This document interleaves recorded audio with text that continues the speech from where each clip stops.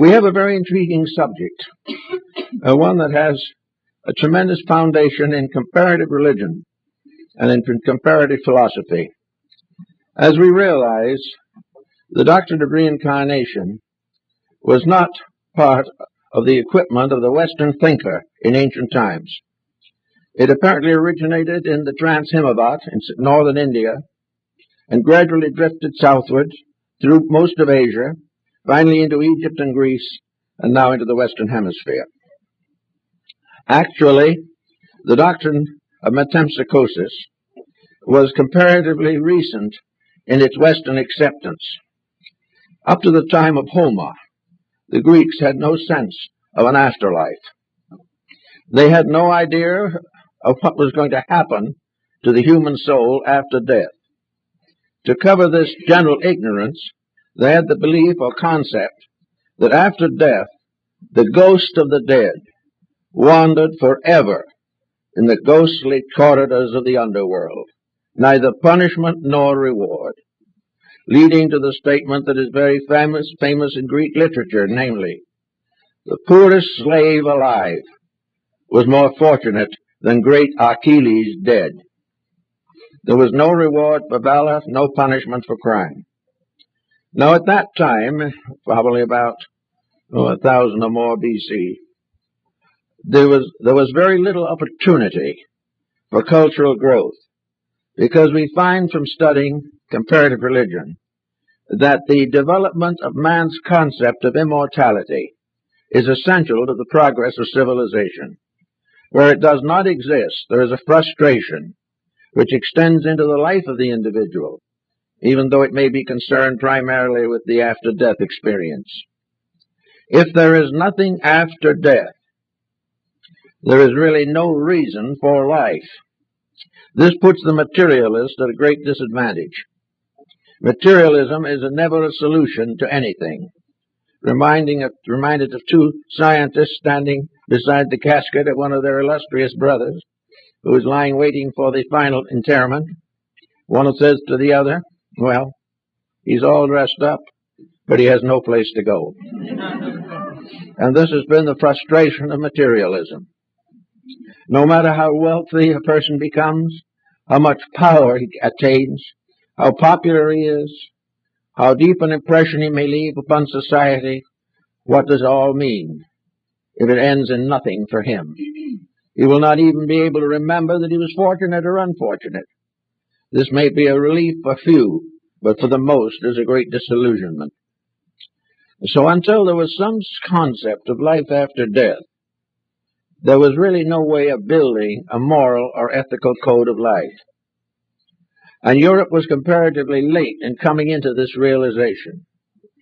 For Western Europe was still in a barbaric condition, probably still dwelling in caves, while the Chinese were writing libraries. The reason for this was that the flow of the cultural life moved northward from the Himavat, down across the plateaus of India, finally along caravan routes to every other part of Europe and Asia. And along the caravan routes with the merchants came the philosophies of the East.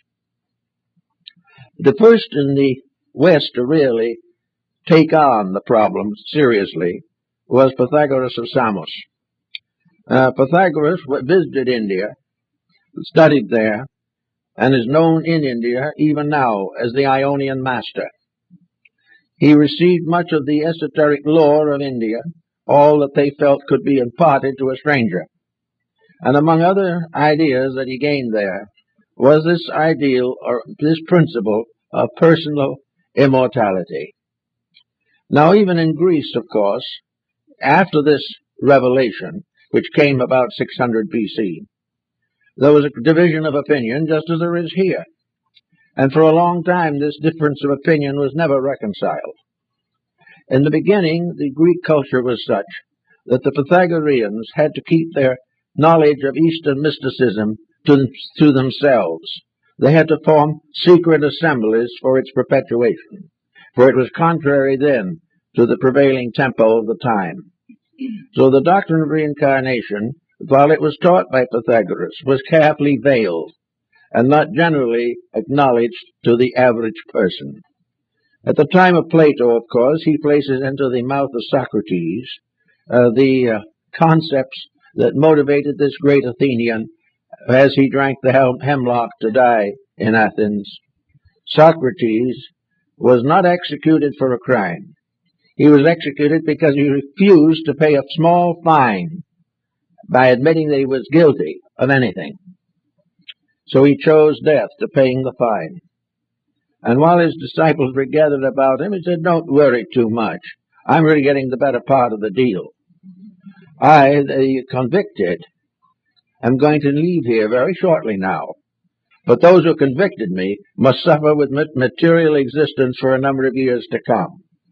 In other words, Socrates felt that he was out of a bad bargain. At that time also, he said, there is only two possible answers to life after death. Is that either I go to sleep forever, and there is no more Socrates, not even a dream, not a nightmare, not a shadow. I am no more. Or else I do not go to sleep forever. And when I get to the other side of life, I find myself in another universe, a universe I have sought for years to study here. But actually, one can never know till they get where it is.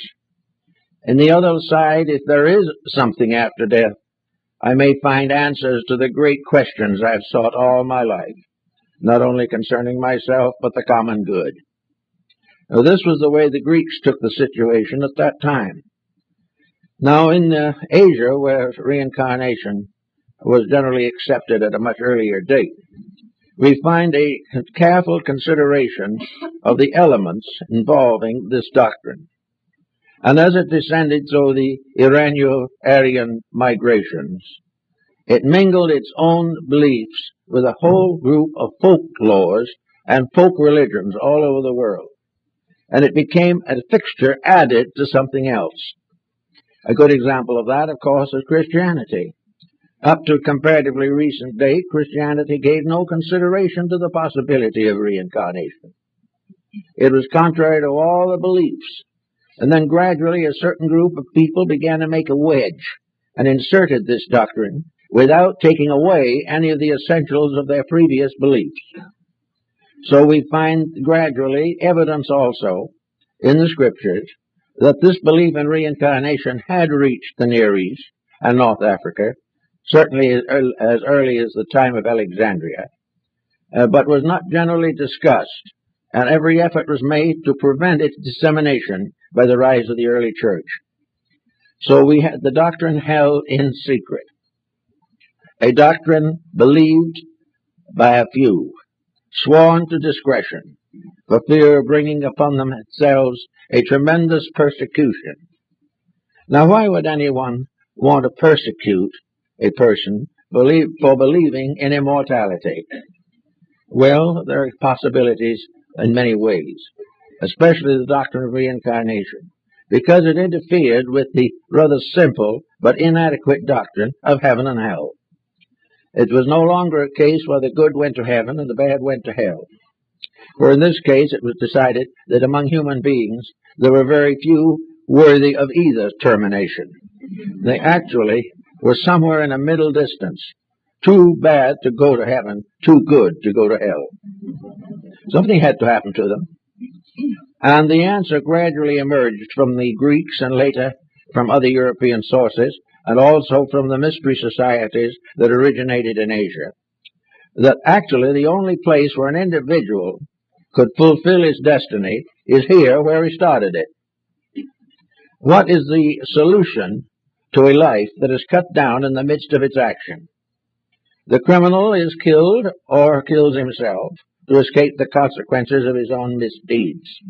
The virtuous individual dies among his relatives and the hopes for a better life to come. But all of these circumstances are depending upon something else. Where from here? What happens after it's all over here? Well, if there is an evolutionary plan, if there is an educational system in the divine consciousness, if we are here for a purpose, if we were fashioned for a reason, if it was intended that we accomplish something, the plan didn't work very well. The individual suddenly finds that he came without knowing why, and he goes not knowing where. In the meantime, he has made some mistakes, gained a little intelligence, had made a few conscious corrections of his own nature, and developed a few new moral improprieties, and all this he suddenly lies down and departs. What happens to all that is inside of him? What happens to Socrates when the body goes? Is he likely to choose to drift off somewhere among the ghosts or even among the spirits? Why is anyone going to go who is unfinished? And is there anyone finished? This was one of the problems that affected a great many philosophic thinkers. There seemed to be no answer to the reason why the individual, in his 80 years and 10, maybe advanced as much as 50 years now, but he comes imperfect and he departs imperfect. If there is any perfection, it's not here yet for the average human being. And if one with extraordinary virtues comes along, we punish them severely. So the problem answers, if the business is unfinished and it started here, why else should it end? The answer would seem to be here. Wherever problems are caused, they should be solved. Whatever we are here to learn, if we do learn it, it should be of some use. If we become very thoughtful and careful in this life, are we going to sleep with those who never gave life a thought? If we kept careful control of our negative attitudes, what good does it do? The virtuous and the vice-ridden go down to sleep together. And the proved reward is inadequate. You certainly cannot expect an individual to be rewarded merely because he joins a church. He has to be some consequence of incident within himself. He has to earn a better life. And to learn a better life, it would seem, he would have to learn it where he lives. Because we have no proof that he can learn a better life in some place that is not here. Furthermore, if he departs from here, what use is the experience he's had here? If he goes to an entirely different condition, then what does he gain? Why is it all necessary? And little by little, people began to think this through. And out of it came a rather careful consideration of the concept of re-embodiment, of an embodiment of consequences, that karma, operating as the law of compensation, is keeping charge of the individual. We are all in school. And if in school we flunk a course, we have to come back and do it again. And we will generally keep on flunking it until we pass. And this seems to be the way life is built here. We cannot condemn an individual for a single failure. We cannot convict the ignorant for not knowing what the wise know. We cannot convict individuals born in various circumstances beyond our understanding for mistakes that we might not make, but they naturally will make. So out of it all, it seems that the only answer is to come back and finish the business where it started. This being considered reasonable, where do we go to get more information on the subject? Well, probably the best place to go for it is the place it came from, and that is the great stream of tradition that has descended from the mysteries of the past and worked its way across the world for nearly 1 million years. A tremendous concept of existence. Now, this main stream, of course, had to mingle with all the local folklore, folk religions, local beliefs, the magic and taboos of primitive peoples, the speculations of sophisticates. All these had to be included among those who needed this doctrine. And so the processes of filtrating it into the life of modern man has been, for the most part, benevolent and successful. So it comes to the more immediate moral consequence. The individual today, we all know, is a compound creature. He consists not only of a body, but of a mind, a soul, a consciousness, a spirit. There is something inside of him that is more than the body. Now, when that something inside of the individual departs therefrom, we have no reason to assume that life dies because the body does.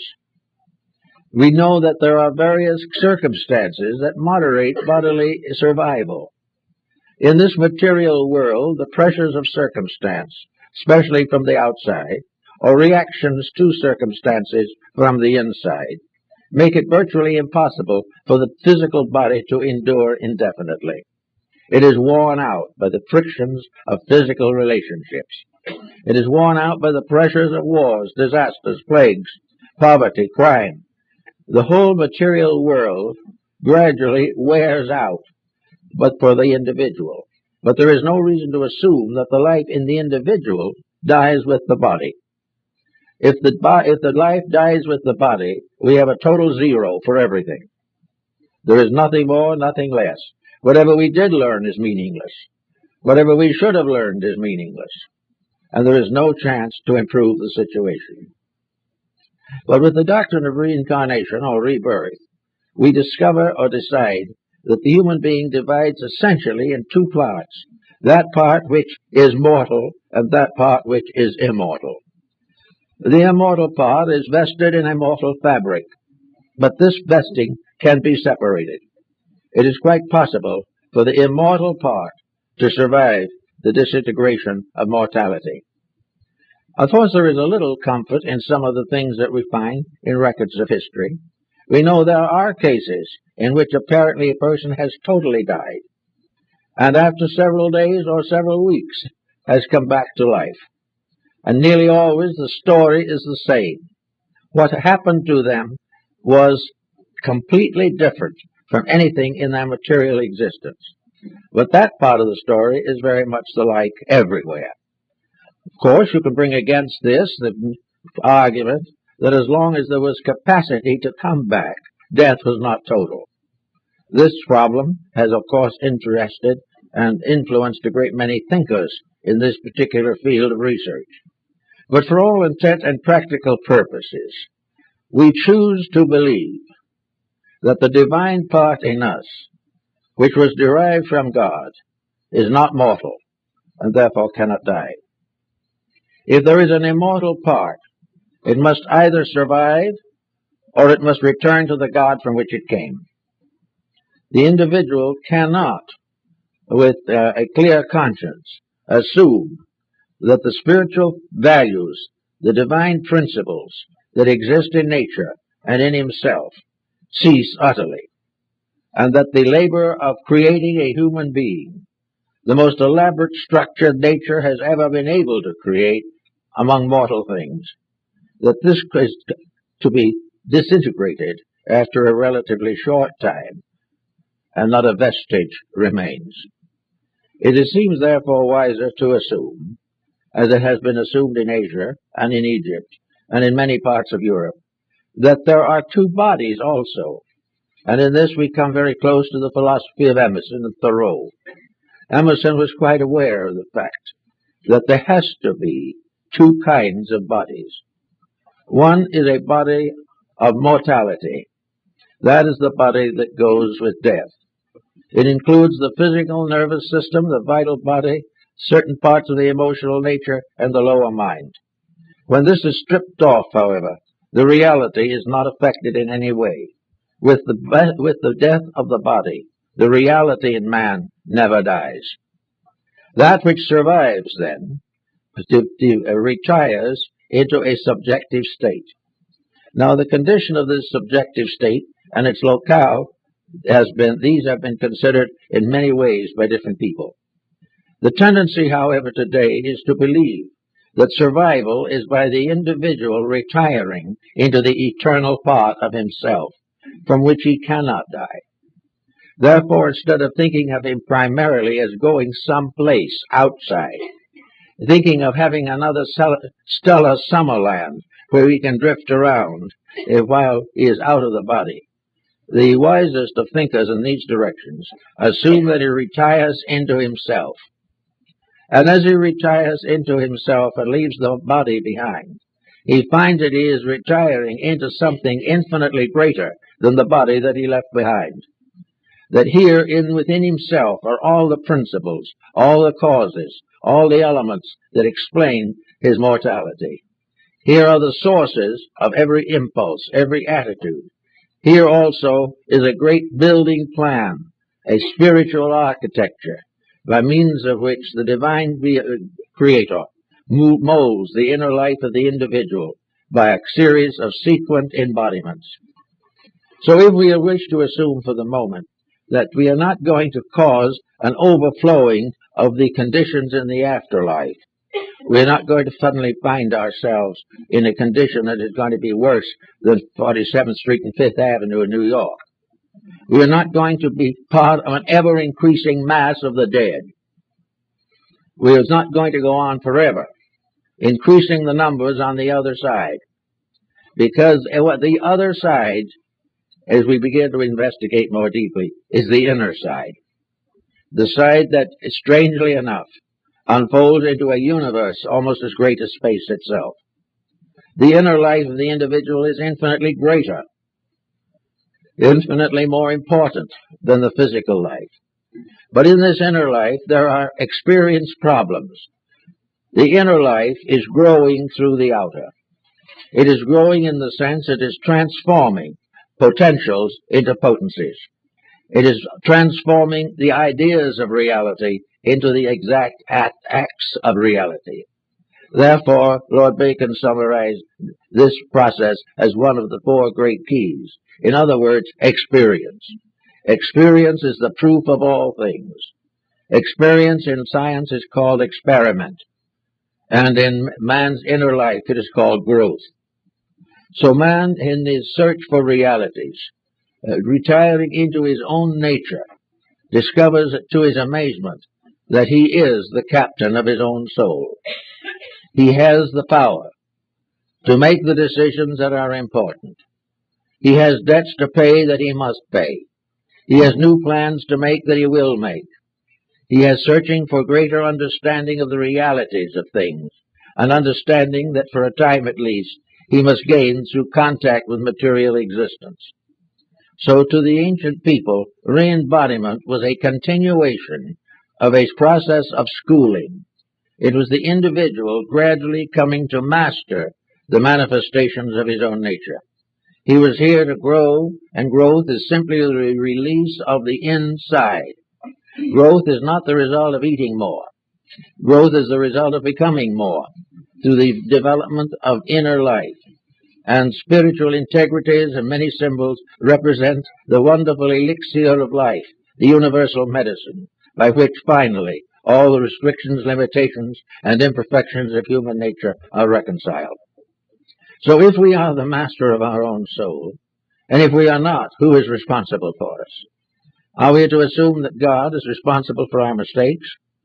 Are we to assume that we were born imperfect by a divine edict? Do we wish to assume that there is no guidance to prevent us from going wrong whenever weakness of temperament steps in? The answer is no. It is much more complicated than that, and yet infinitely simple. The whole problem is to become gradually, happily adjusted to the inner life.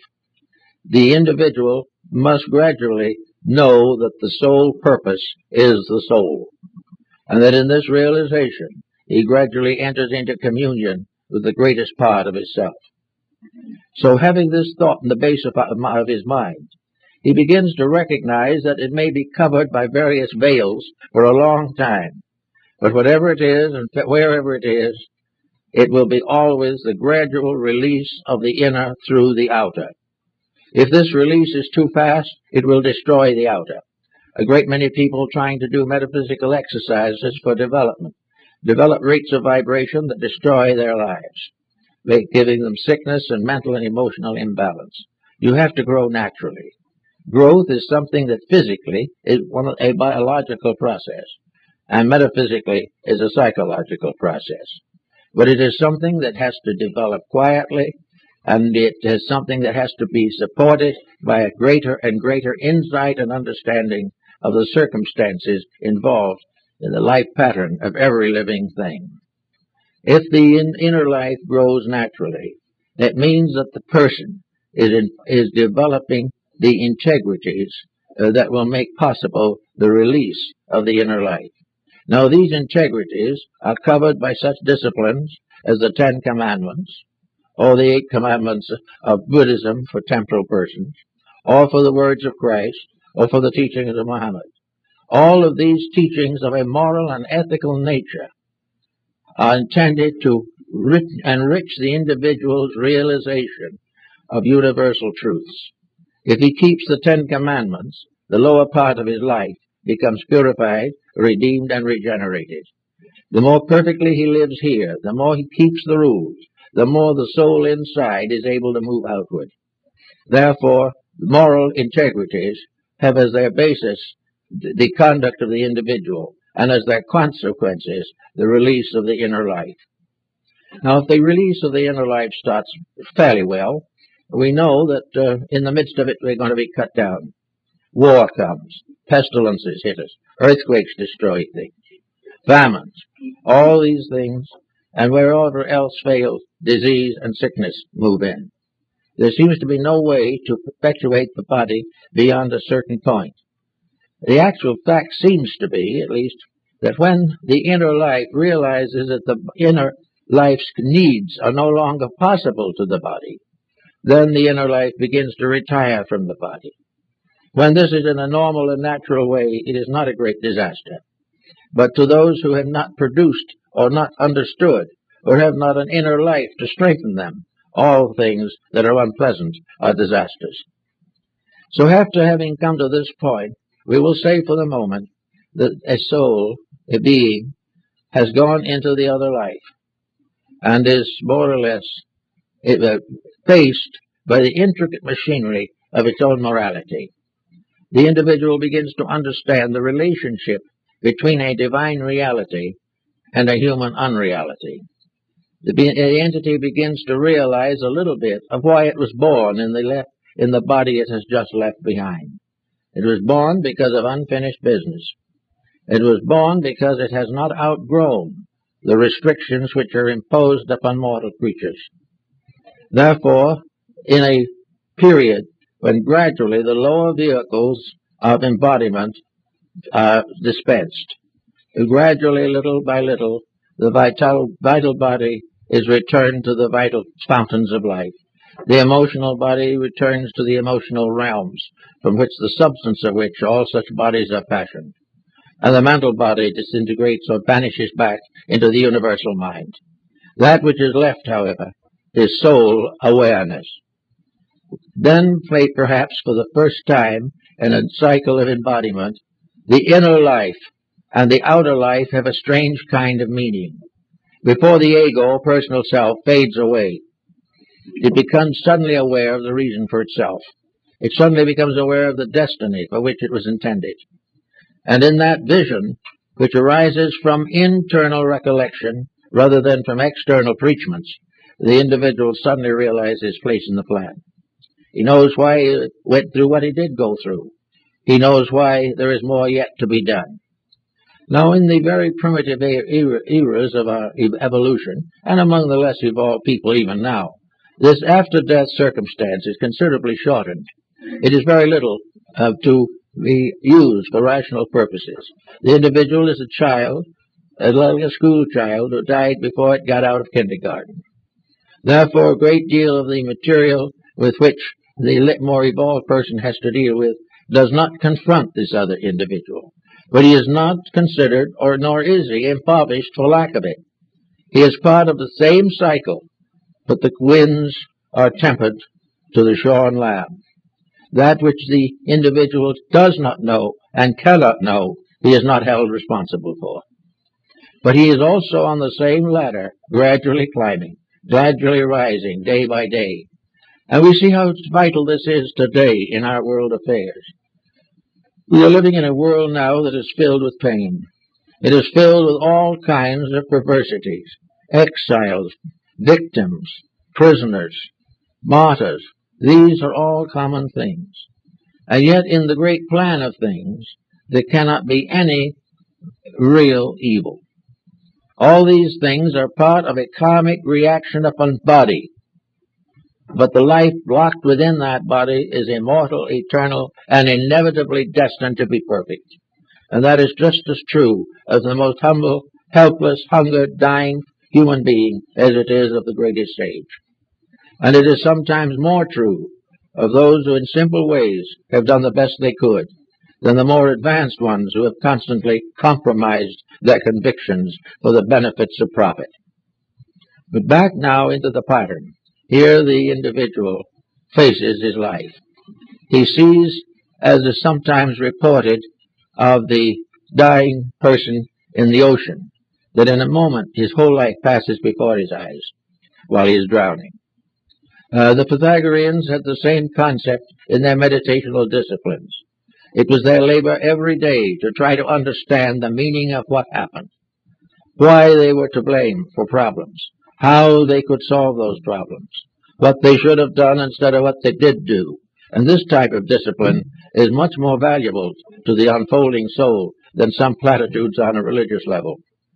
But in any event, the entity, now in its pure condition, living only as it is, its achievements and everything that are part of it. It looks down, perhaps, in some mysterious way, not in physical dimension, but in a certain psychological sense, and it sees where it came from. And it looks over itself as it might look over a stranger. And it looks over the self and it says, well, I didn't do too well. I could have done better. Maybe I could have done worse. But looking back in a perspective, as the Pythagorean points out, the individual could see and can see what the consequences would have been had he made different decisions. If he had made decisions that did not violate law, he would have no karma to problem him. If he had made those growth emotions that nature intended, he would then move into the next higher step painlessly and without inconvenience. But every good thing has to struggle for life in this world, and corruption seems to be the favorite. But so this under higher thinking, the individual begins to contemplate his future existence. So, according to the old teachings, the little souls do not contemplate. They take what comes next, because it is the only thing they can do. But there is nothing that happens to them next that is dangerous to their ultimate growth. It is that they have not yet awakened to the degree where they may make certain decisions for themselves. But as life evolves, as people grow, as the intensities of effort get greater, we find many divisions and levels of human beings. We find many who try very hard to do what is right. Some make mistakes. We also find many people who start out in life with noble purposes, but some old karma catches up with them and gives them a world of trouble. All around we see this process of growing, which is, of course, a divine institution, for we are all in the school of the Holy Spirit. And having come to certain decisions, and having achieved certain levels, and having advanced certain special forms of knowledge, as in law, or in medicine, or architecture, music, all these things, the entity, the subjective part of the individual that did not die with the body, begins to realize that there are things that it needs to do. And it needs to do them to take care of old business, and it needs to do them to advance new business that is appropriate and necessary. Gradually, the entity itself becomes aware of its own place in the law of rebirth and karma. And having attained to this degree, there is an increasing privilege of the entity, or the soul itself, to employ its own energies to help this being to select a proper destiny. So if the individual has a bad karmic lesson, he might be an individual who avoided the karma from this, or perhaps died and affected this release and thought it was over. But it wasn't. It's never over till the debt is paid. But he looks and he says, well, that looks like it's a little unfinished business that is going to hold me back. That will always be there till I solve it. I had a grudge against Jones. I'll always have that grudge until I stop grudging. He also says, I always work too hard for profit and not enough for principle. It's about time to take these changes. Another says, I was selfish. I sacrificed the love of my family to some gain for myself. I owe my family a debt. And little by little, the entity can choose, and often does choose, at least part of the burden it is going to carry the next time it comes. Now, when it gets back in the body and faces what it chose, it may not be very happy about it. It is already no longer clear. It no longer sees everything. It is all covered and murky now, and there's nothing but an unpleasant situation. Now, again, that situation may be too much. The individual may not be able to face it, so he evades it again. But even if he evades it 99 times, he will ultimately have to pay it. On the other hand, he will begin to learn that the things he does well have a great importance. We must realize in karma that it is not all punishment. It is consequence. It is reward. It is that which is the natural result of things done. A great deal of karma is very beautiful. We all have wonderful experiences which are the result of having earned them. Salvation must be earned. The Arabian Nights says happiness must be earned. In everything in life, the good must be earned. And we are always earning. But if we earn good, we are happy. If we earn evil, we are punished. But in every case, the earning is equal by what is earned. So if we have the right to say, we can say, well, I did pretty well in that last life, and looking back over half a dozen more, I did fairly well. Well, I was respectable, but there were things that I never could see straight. And one of these, and they caused me to break up my home without realizing what I was doing.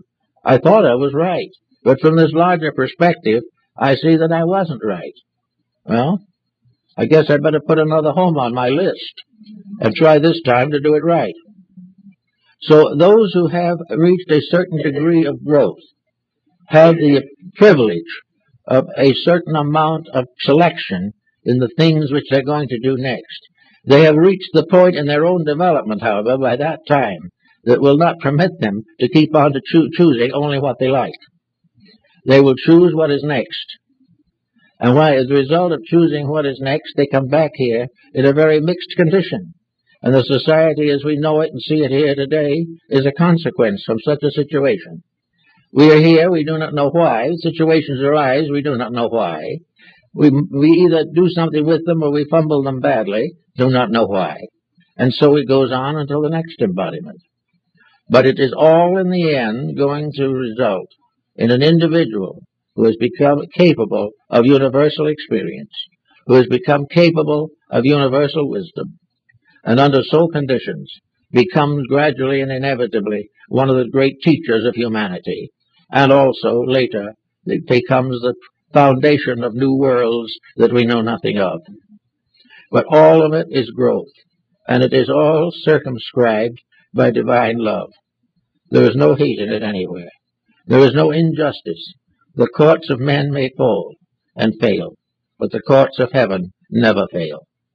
And what we sometimes feel to be a tough deal, and it will be a tough deal from the limited experience factor of objectivity.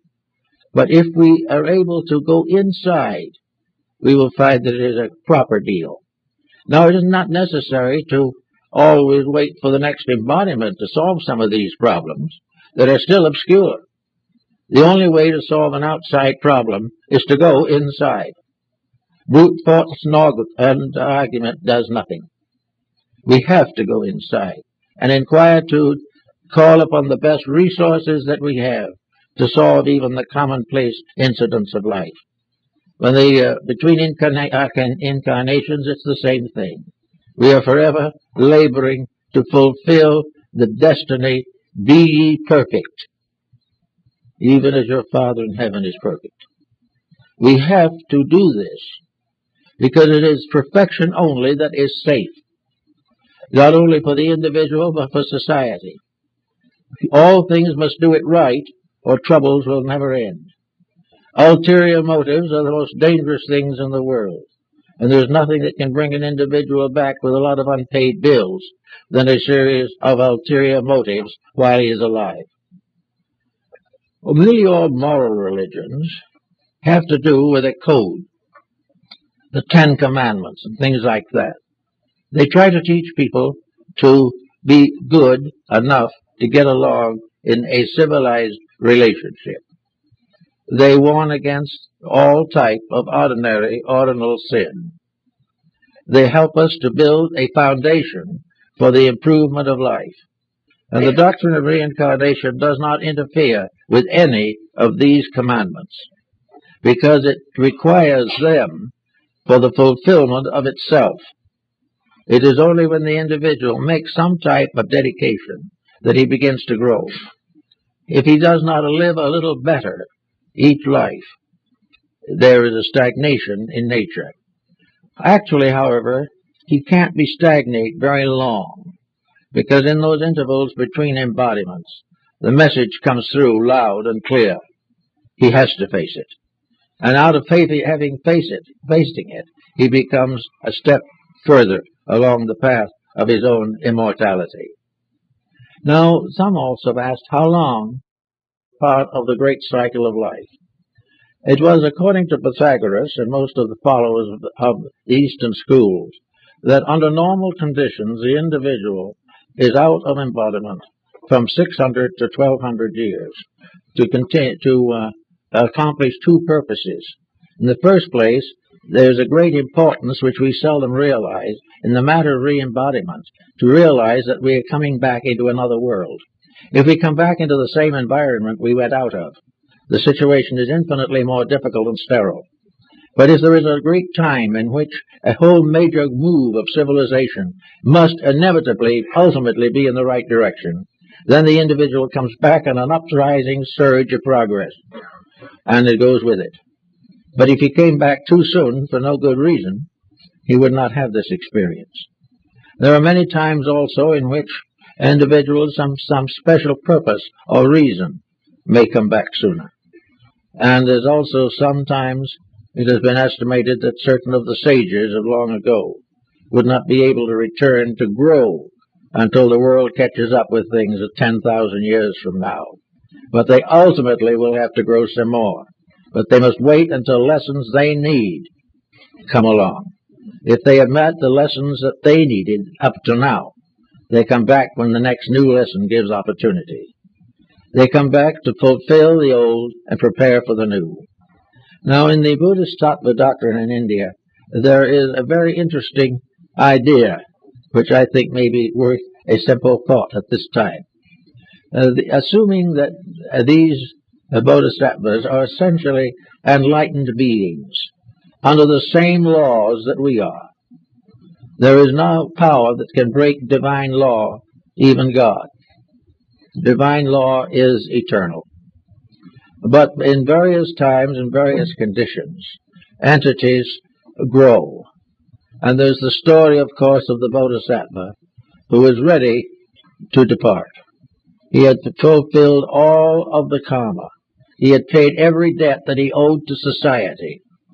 There was no longer a bad sin holding him back, or a worldly attitude to prevent his growth. And so, according to the legend, he stood on the edge of a great cliff that led out into the nirvana, the infinite, which, however, is not eternal. Nirvana is a state relating to growth within this world pattern. When this world period ends, there will be a new concept of reality. But anyway, this particular being, standing there, is supposed to have heard the cry of the dying bird. And as a result of that, a great mercifulness came over the being. And it took the vow that it would never go on and make that last final adjustment until it could take with it every other living creature. This was the great renunciation, in which a voluntary return to conditioned existence, although it has been outgrown, is part of the real inner life of this world Savior, the great sages, and the great teachers. They may have learned all there is to learn, but they cannot go because of a commitment inside themselves until they can share knowledge with every living creature. Now, there's another interesting phase of this problem that most people don't realize or pay much attention to, and that is that every living thing is also object to these laws. The tree, the bird, the flower. Everything is subject to the law of cause and effect on its own level. It must experience that which is next for itself. We cannot judge these experiences. We do not know what hoot owls need next. We do not know whether the small tree needs a particular thing. But the infinite life of things knows what everything needs. And so we find the law of reincarnation is held wherever there are sentient beings. And therefore it is perfectly possible for animals to return also, under the guidance and direction of their group spirit. For they have little lessons to learn. They have their way of unfolding the soul within them. For in the last analysis of things, the soul of the little bird is not less than the soul of man. All these things are growing under law, and that law is eternal love. But discipline is the only way in which that law can operate, and can bring all things to the fulfillment of themselves. I don't think there is any virtue whatsoever in the individual trying to prepare in this world for reincarnation in the next. What he should do is not try to build a dream or a hope or meditate on or listen to something about a better future. We have to face two simple facts. The good future depends upon a good past. It depends upon solving the causes of a bad future. We know in ordinary court that dishonesty is usually punished, but we always hope that moral dishonesty won't be noticed. We also sometimes take refuge in atheism, which of course is the very, very large problem of destroying everything in order to get rid of our own limitations. Whereas it is perfectly possible for us to grow and unfold and perfect all of these things. And so all creatures have this particular propensity. They come back, they learn their own curious little lessons. The baby rabbit learns from its mother. There are no words. It must watch, be ever mindful. It must crouch down when the mother crouches down. It must hop behind a bush when she does. These are the laws of survival in that world. But it is learning. And everything that lives is learning. It is learning to love, it's learning to fear. But gradually all this learning results in the evolution of these creatures until they become much more and much greater beings than they were before. Now we might also take a moment to consider something. What about the end of all of this? We've decided that we are able to gradually come into complete adjustment with that part of ourselves which comes down into embodiment, the incarnating ego. We expect that the soul power coming through the ego will finally fulfill the need of a virtuous life. The dedications will grow, and finally, little by little, the small debts of existence will be paid. Now, what does this all mean in terms of the future? Suppose we get all these debts paid. What then? Well, there's all kinds of answers. The brief one, of course, is, in theology, that if we get everything right and everything is correct, then we go to heaven. But this is a little dim also. And there's not too much enthusiasm generated by this thought. We would almost certainly exchange this prospect for a few more years of comfortable existence in this world. But in the philosophy of things, there's a very interesting thing. Because now we come into what you might call astrotheology. Here we come into the great systems of the cosmos. The systems in which the whole universe and hundreds of other universes and great galaxies and solar systems and all kinds of phenomena in the universe which we cannot see, but which was intuitively believed by some of the earlier scientists, such as Pythagoras and Ptolemy of Alexandria. We live in a universe that is one vast organism, one tremendous power, one great entity, and one of that even beyond that, on, beyond comprehension. We cannot go that far. but we are part of something that grows. We are a little bit reminded of the idea of the old businessman who trained his son to come after him in the business. And this is the same type of thing. We are all in training to take over our part of a bigger business. We are all here so that we can become powers in the unfoldment of greater systems of life. This little solar system, Mark Twain called it the wart. But this little solar system is just something out on the edge of the great universal system. One hardly noticeable. But here in the invisible life of the planet, it is making its part in its own growth. This planet will someday be a sun. And when it comes to this degree, it will have its own planets. And all those beings that grew up in it when it was an earth will go on, become parts of something more noble, more beautiful, more wonderful. But there will always be learning, there will always be living, and there will always be loving. These are the great keys of eternity. And we may go through vast galaxies, through huge complexes of solar systems, until finally we might say we come to the actual throne of the eternal. When we get there, we will know. Until then, we will not. But in every bit of growth, we're not just growing to get into this world and out, nor are we growing just to get a better adjustment in this world. We are growing to attain our citizenship in creation, our citizenship in the great plan of things. And everyone is a citizen. You may go to jail a few times en route, but we'll all be citizens in good standing. But nature will never let us rest until we are. So we might as well get used to the idea as soon as possible. And so we are all part of this great unfolding mystery. And according to the Oriental thinkers, someday each of us will be a solar system, or more. We are now. We just don't know it. There are more parts in us now, more living things in us than on the planet. Millions of living things depend upon us to survive. And when we get mad, millions die of plague within our own flesh. We are growing up also as custodians of life. And wherever we make a false move intentionally, we have to pay. That false move is not going to be fatal. No one is going to be lost. There is no lost souls. There are only a few that are delayed a little longer than others because of the things that they do and the way they live, the way they think.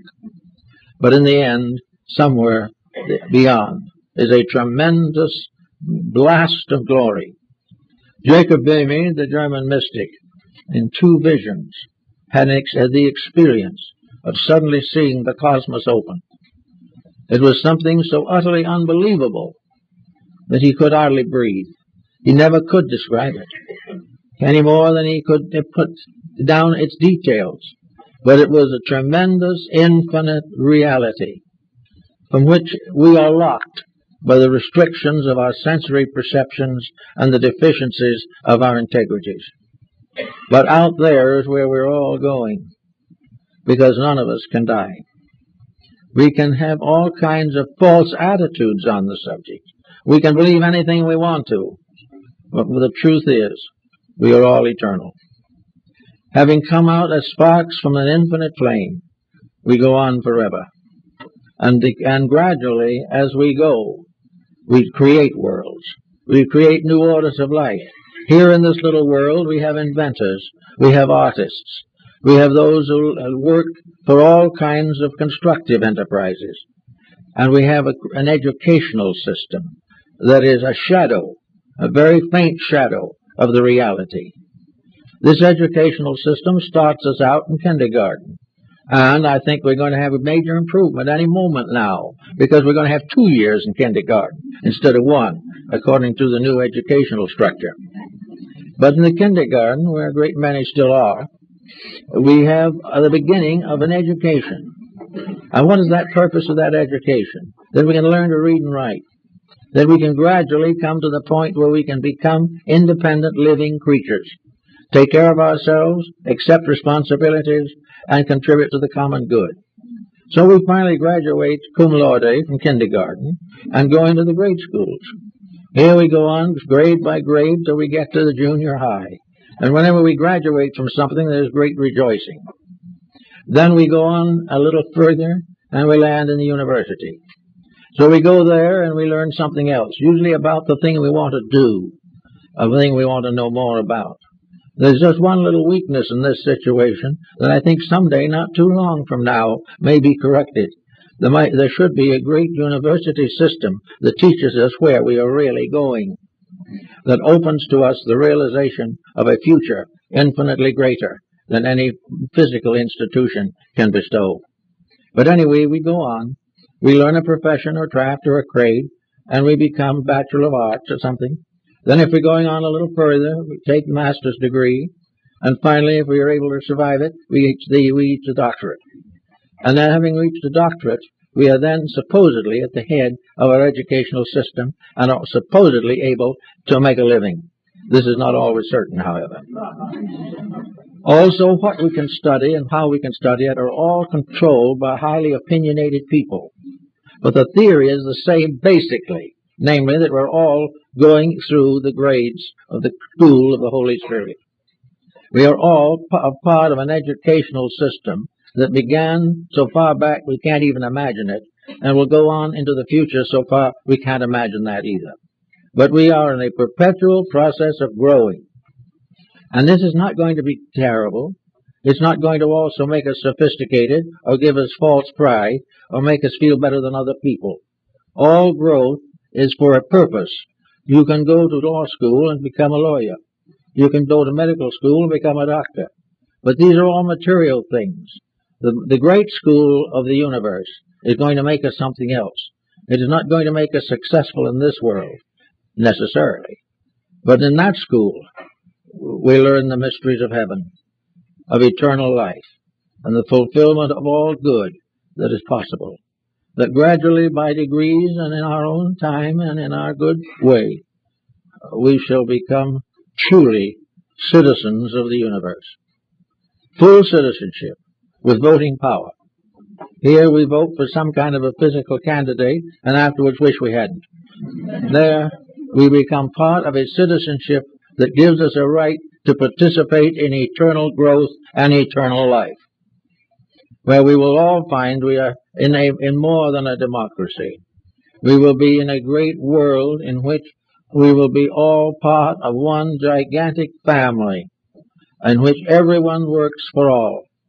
And as soon as that process is achieved, the miracles will go beyond all imagination. For the great miracles are in space, and we're not going to cross them with spaceships. We're not going to get anywhere by trying to find out whether there's anything but broken rock on Mars. This is not the answer. We are in a tremendous living universe. We are in a world of infinite potential. We are in a world that goes on beyond the dreams of the most vivid imagination. And we're going to someday be people who will be proud of themselves. But by that time we won't care whether we're proud or not. You'll be busy doing the things that are next. Now, if therefore we are working with the idea of karma and reincarnation, let's get right down to the little ordinary worldly situations we face.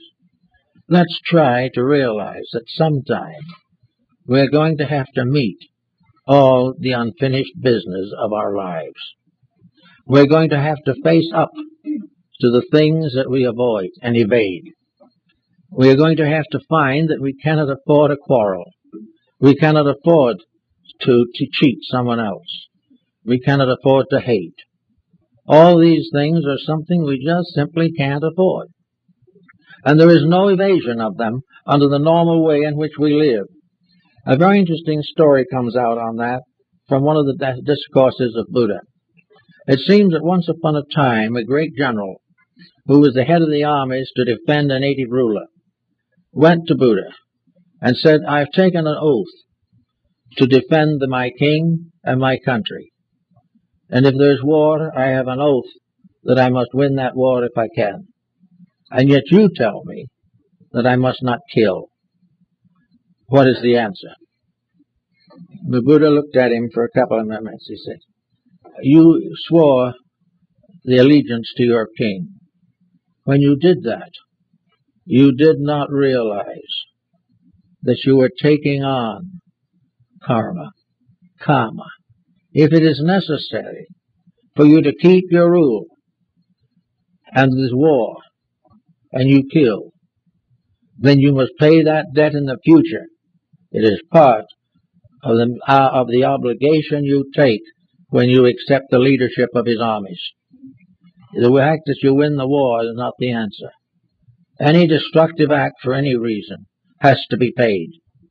But if you do it because you are dedicated to a principle or to a person, then you must realize that you have that as a karma. In other words, you cannot serve this other person without paying for that service if it demands misdeed. That's a pretty strict rule, but it is part of the way we all have to look at these things one of these days. So we have to work in our way. Pythagoras started it with the disciplines. The discipline of retrospection. The individual sitting down and living his day when night comes, rather than waiting to live it after death. If we can put our books in order before we go, we don't have to struggle with them afterwards. But they must be put in order. And the only way in which we can add to our growth in good karma is that we have paid off that which is debt. Karma cannot be subsidized or changed, but it can be gradually prevented if we find out the things which it would teach us otherwise. If we are angry and continue to allow the body to be afflicted by various ailments, high blood pressure, etc., arising from anger, we must face it. If we decide to go in for narcotics and we kill ourselves that way, we have to face it. If all these things that we do must be ultimately worked out, and the things that we do one by one we must work out, every one. So if we can, by some good measure, limit the negative factors of our daily living, then we have an opportunity to give added emphasis, growth, and release to the good parts by which our growth is assured. We can grow directly by doing it right, rather than grow indirectly by doing it wrong and learning the lesson. In other words, we are able to do many things every day to help us to meet the challenge of transition. If we do this, we find gradually that our condition is markedly improved. Pythagoras was able to help his disciples to weed out all kinds of little inconsistencies, little absurdities of action and conduct, little ulterior motives that crept in. All kinds of weaknesses and failings can be weeded out by retrospection, by the possible use of the rational faculty to learn the lesson without waiting for the punishment to come. If we can do that, we're going to be very much better off than we would otherwise be, because we will be growing every day of our lives. Also, there are other things to bear in mind as we go along, and that is the possibility of adding daily to good karma.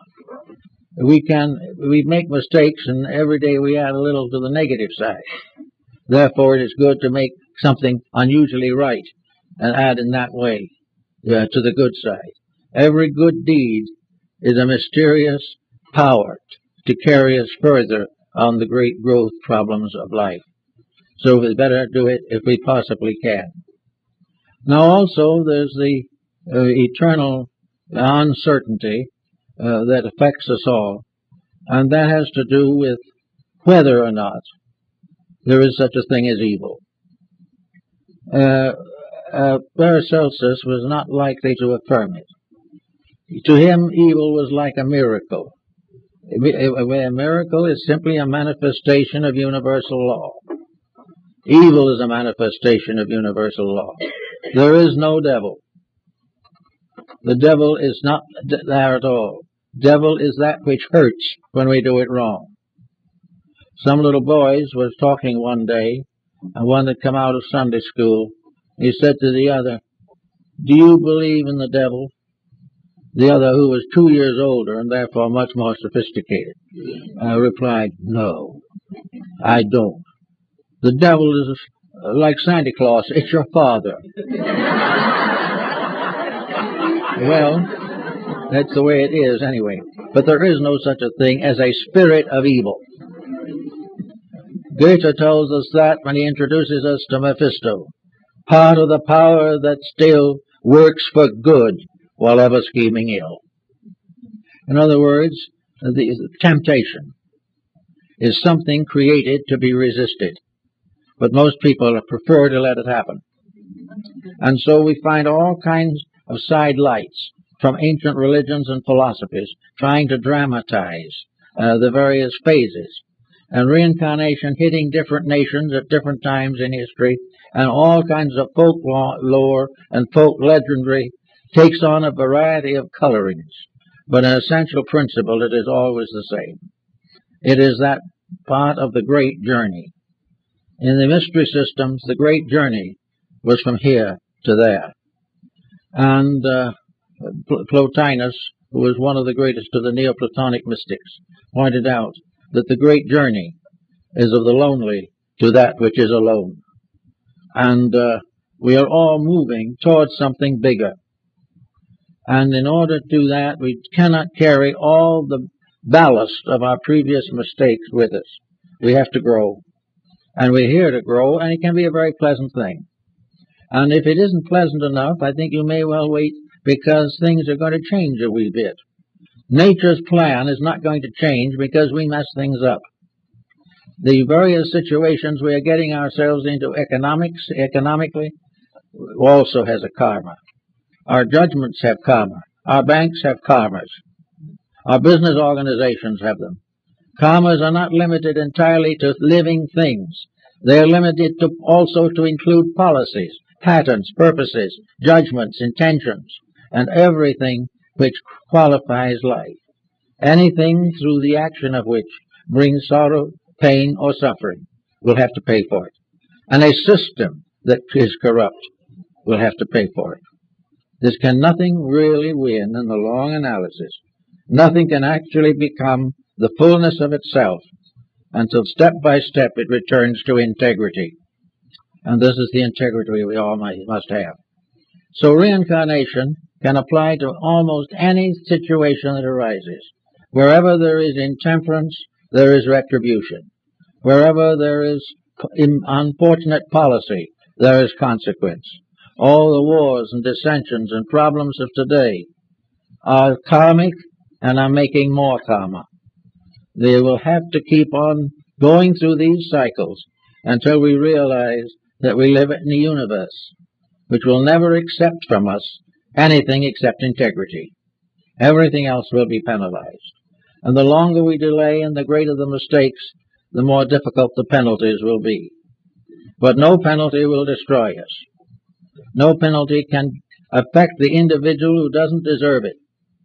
And the penalty itself must be paid, but it will never cost the life. The individual will always win in the long run. But in some cases, we are beginning to realize that the run is too long. So we have to build new governments, new laws, new ways of life, nearer not only to our heart's desire, but nearer to the divine purpose.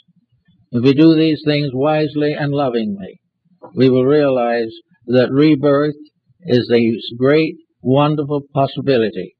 It is the law that makes all things grow to the fulfillment of themselves.